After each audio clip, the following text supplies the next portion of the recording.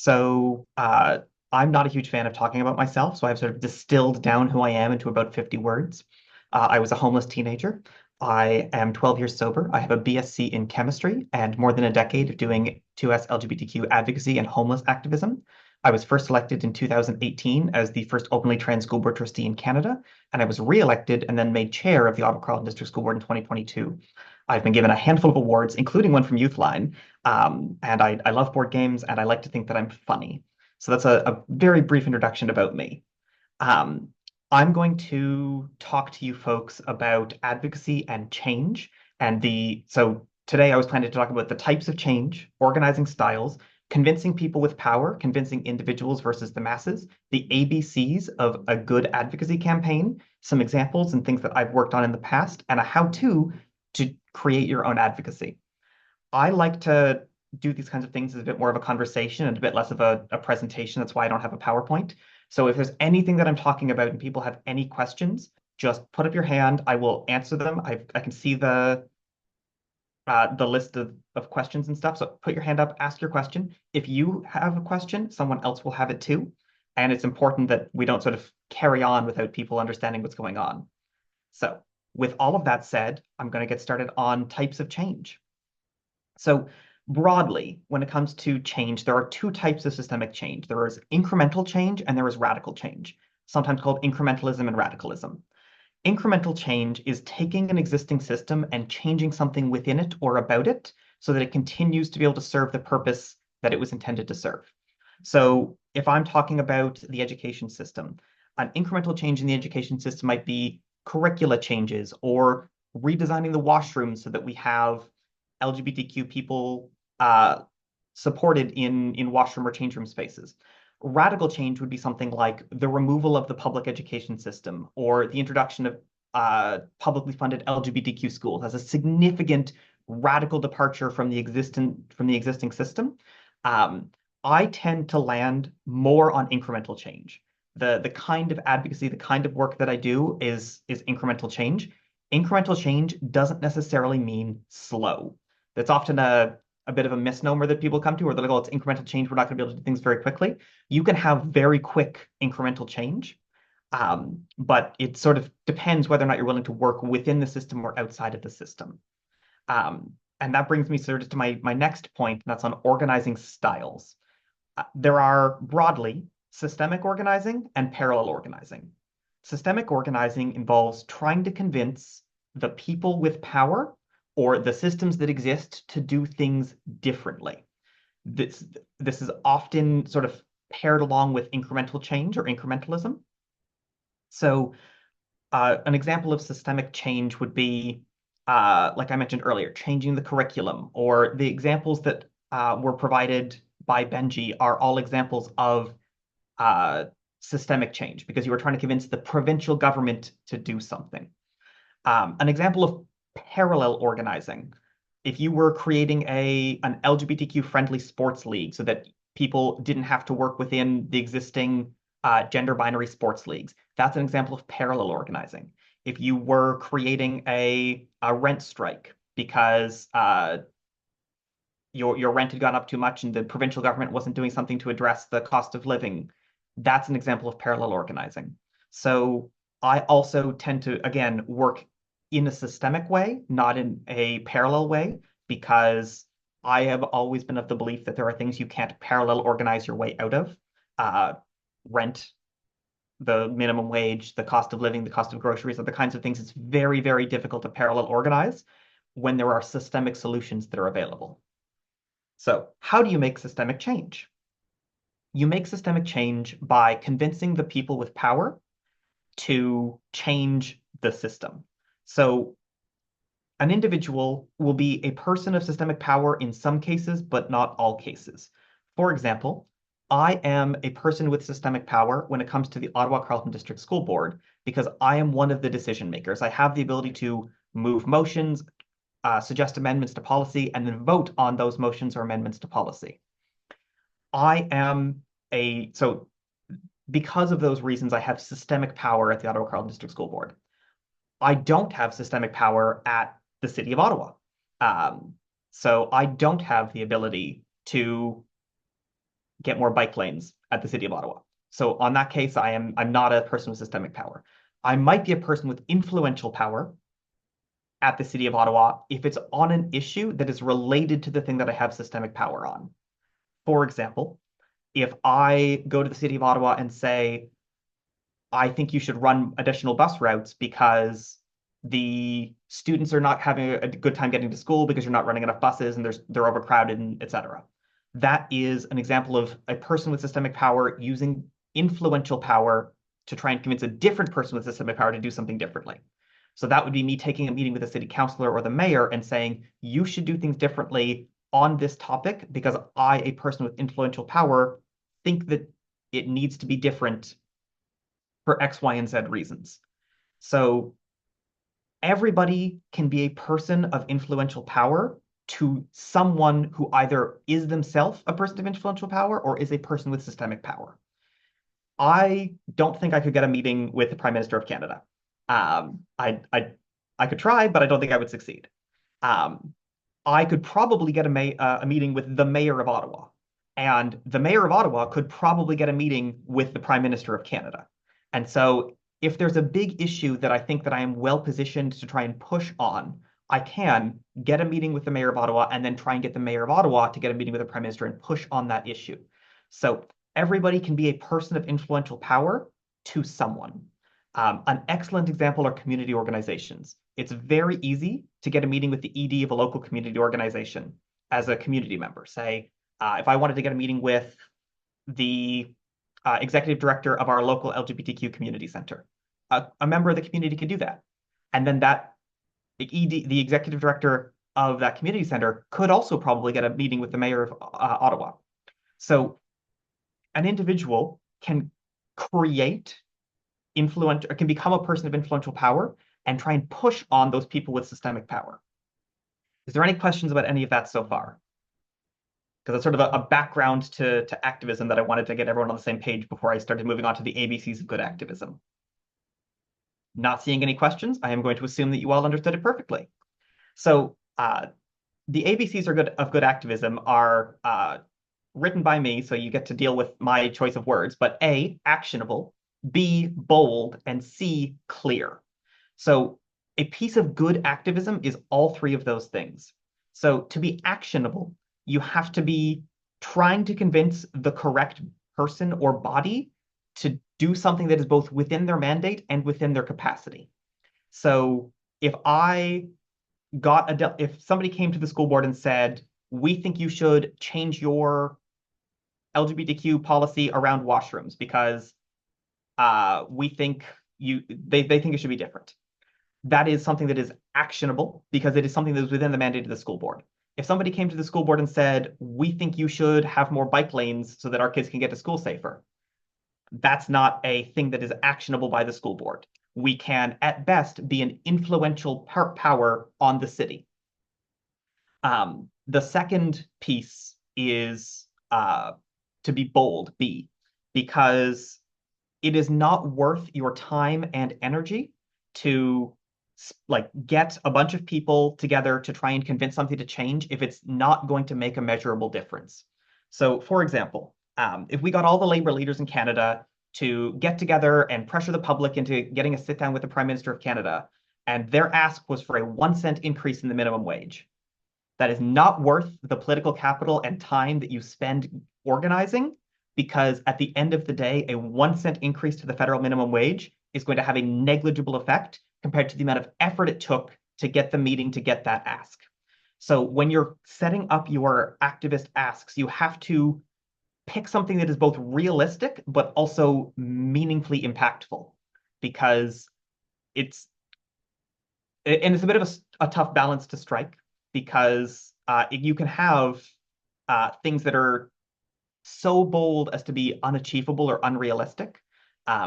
Sometimes people come and say, like, we need to end homophobia. And I'm like, I agree with you. But that is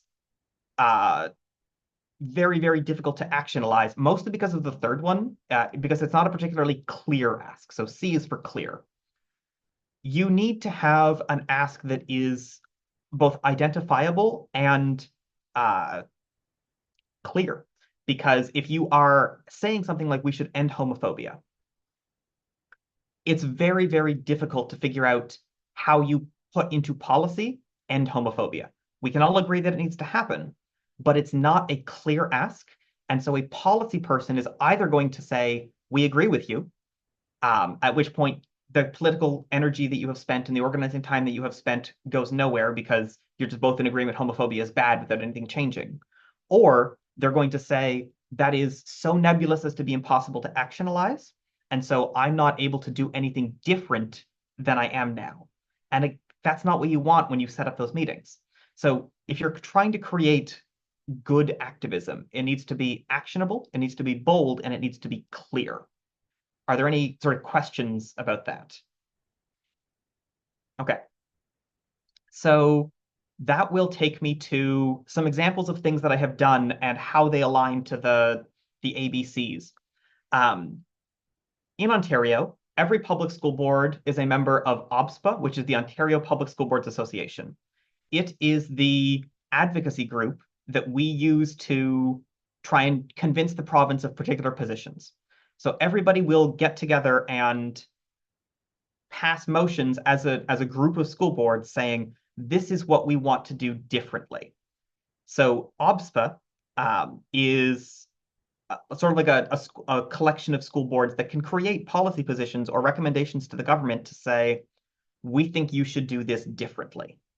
So I recently passed a motion at the Ottawa-Carleton District School Board saying that we should direct OBSPA to create an LGBTQ trustees group that can provide specific recommendations to OBSPA to provide specific recommendations to the province. Because there's a lot of school boards without LGBT members. And so those school boards, when faced with questions about why is it important to fly the pride flag or what needs to be done to support LGBTQ students, don't have somebody at the trustee level, at the very top level, making those arguments. And so the hope is that OBSPA will create this committee of trustees and then provide the recommendations from that committee of trustees to both every board and the province. So that is actionable. It's clearly within the mandate of OBSPA and every school board because equity is within the mandate of every school board. It is bold because it is trying to do something that is going to make a difference, particularly in school boards without existing like LGBT members. And it is clear because the ask and the goals are very easy to grok for somebody to easily understand. So that's a little bit about one of the things that I have done in Ontario, like in the Ontario public school system to try and push the needle on change. I am quite fortunate. I'm at a district that is comparatively willing to deal with equity and LGBTQ issues. There are a lot of districts in the province that do not take such a forward-thinking or understanding perspective when it comes to LGBTQ issues. And so I am fortunate that the motion that I passed had the support of my colleagues to be able to get to the OBSPA table. But even that took some time to get people to sort of understand why it's important to have this space. And even with all of the work that I did ahead of time, and even being a comparatively understanding and empathetic board, it's still only passed 9-2. So there were still 2 trustees on the board who, for various reasons, didn't think this was important, and voted against it. And so I think that shows that there's still a lot of work that needs to be done at the trustee level and at the central authority table to have people understand the importance of these kind of recommendations in these kind of spaces. So the second thing that I wanted to talk about was my experience trying to get the police out of the OCDSB. So before I became a trustee, there was a school resource officer program that was a program between the Ottawa Police and all 4 of the local school boards that allowed the Ottawa Police to sort of go into schools and spend time in schools. I was going to choose some less polite words. So we did at my strong behest, we did a survey of our community and our students and our staff and found that overwhelmingly LGBTQ students and community members did not feel that the police were a net benefit to their education. They felt that they were being unfairly targeted. They felt that they were being unfairly surveilled, that the police would follow them around or cause problems. And because of that survey that we did and the data that we created, we then made the decision to withdraw from the school resource officer program at the city. And with our withdrawal, the program ended because we are 65% of the students in this city. And our withdrawal from the program meant that it was no longer viable for the police to run that program. And so that decision was because I pushed on a number of fronts. I pushed on a number of trustees, and I pushed on the public to say, this is your opportunity to make systemic change, to have your voice be heard, to do things differently. Because without somebody sort of pushing that change, the status quo would have continued forever.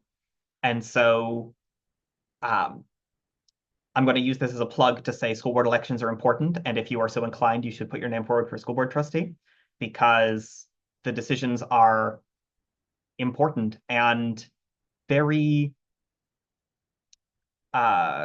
very hands-on, very direct action to policy, like direct policy change to action happening.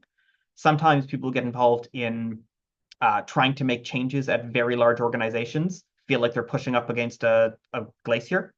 And yes, the glacier is moving, but it's very slow. And so it can sometimes feel like that at a school board, but you can make real systemic change. I have seen systemic change in the last 5 years that I've been a school board trustee.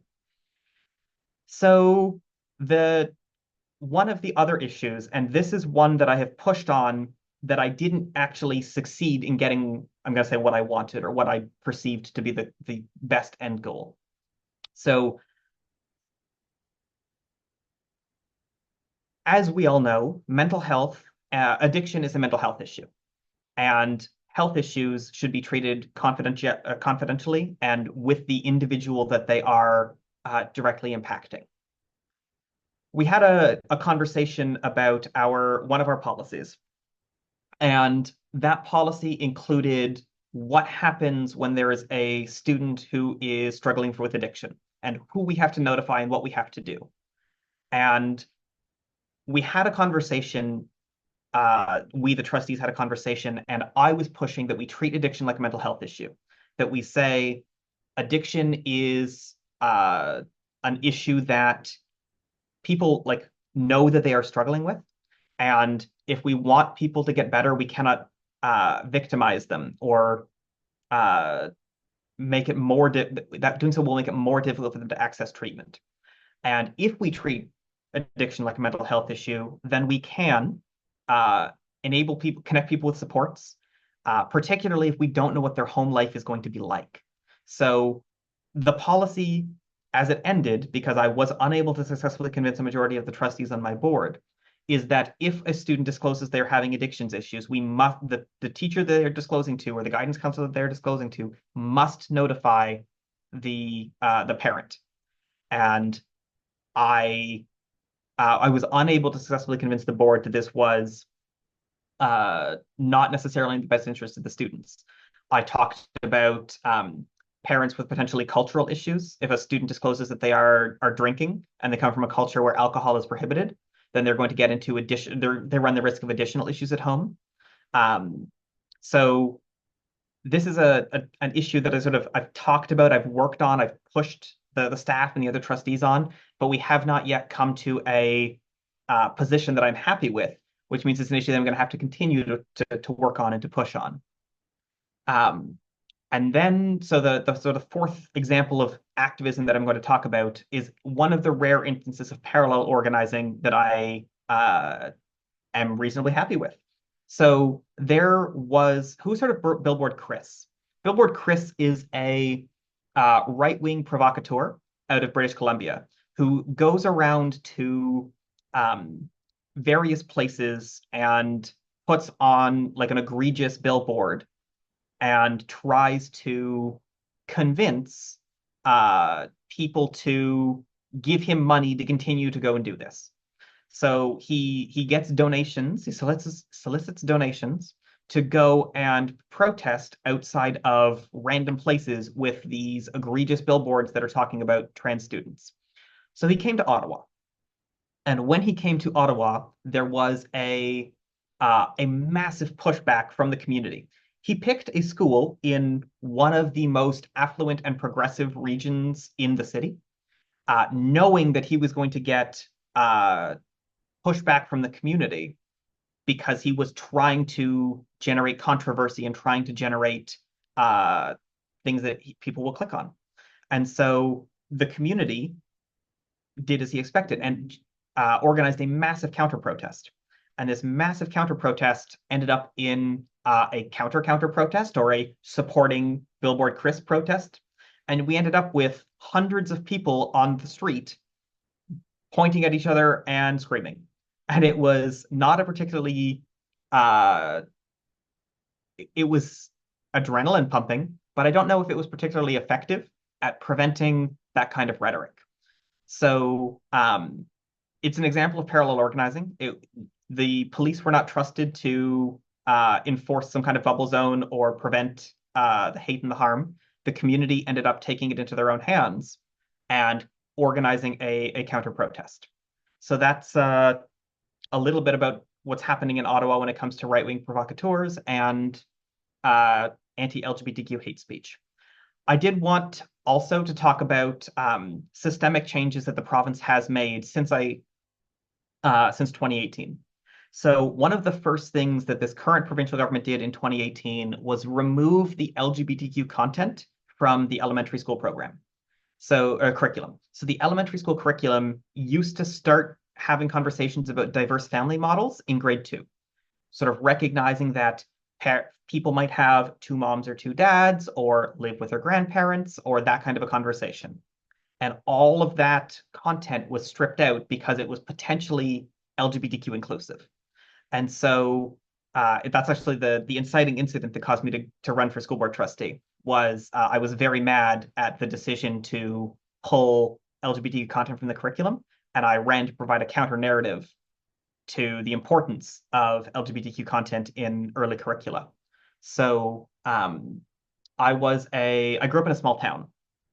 And the small town that I grew up in, I wasn't really aware that trans people existed as anything other than a punchline until I was like 17 and already downtown. And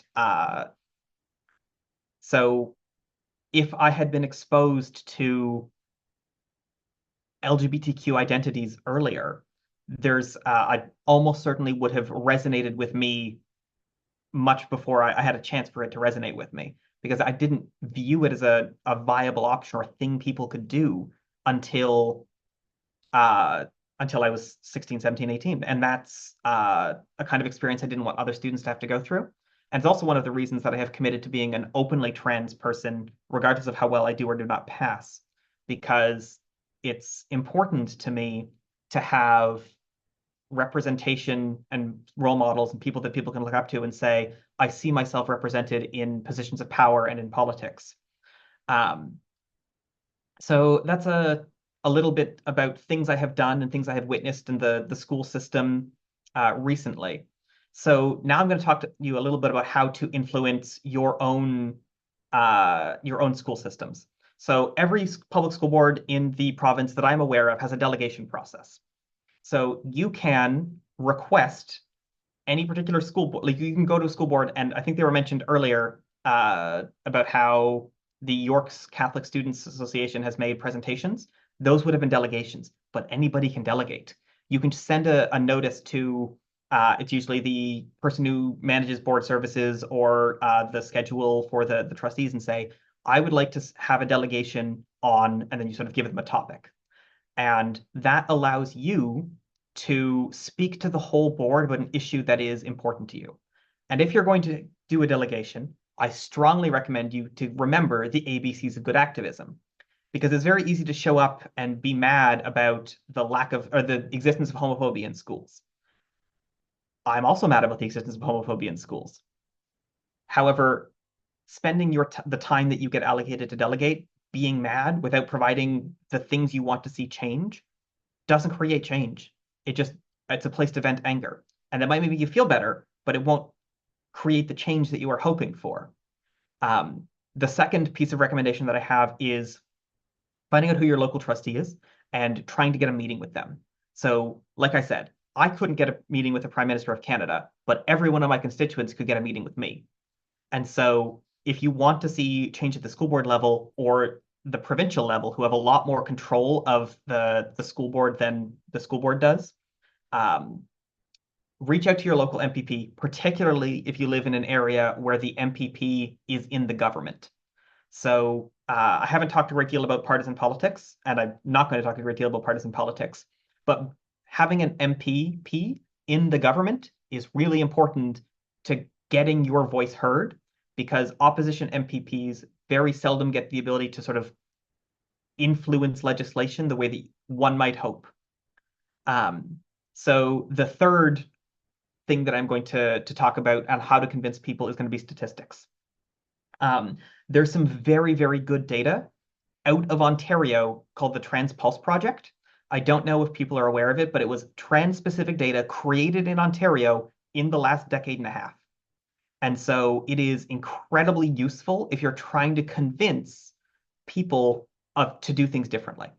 So it's not the only piece of statistics. There are lots of other pieces of data that you can use, but bringing statistics to an argument and saying, this is why things need to change, or particularly in school board contexts, this is why you need to allocate more money than you are currently allocating to address the mental health and well-being needs of LGBTQ students based on these statistics, is a very compelling like a very compelling way to argue.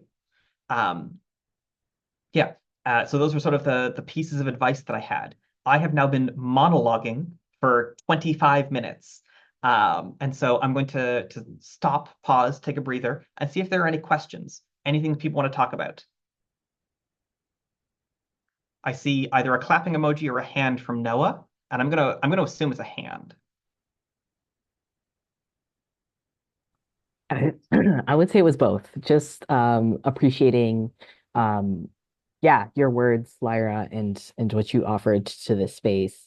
Um and I guess after that, really wondering, like you mentioned, like if a young person does want to become a school trustee, that sounds like it's possible. Like, you're here as a possibility model of that, right? I guess I'm wondering if you have anything to share on what it was like for you to sort of like get to this place, what kind of supports you had, Mhm.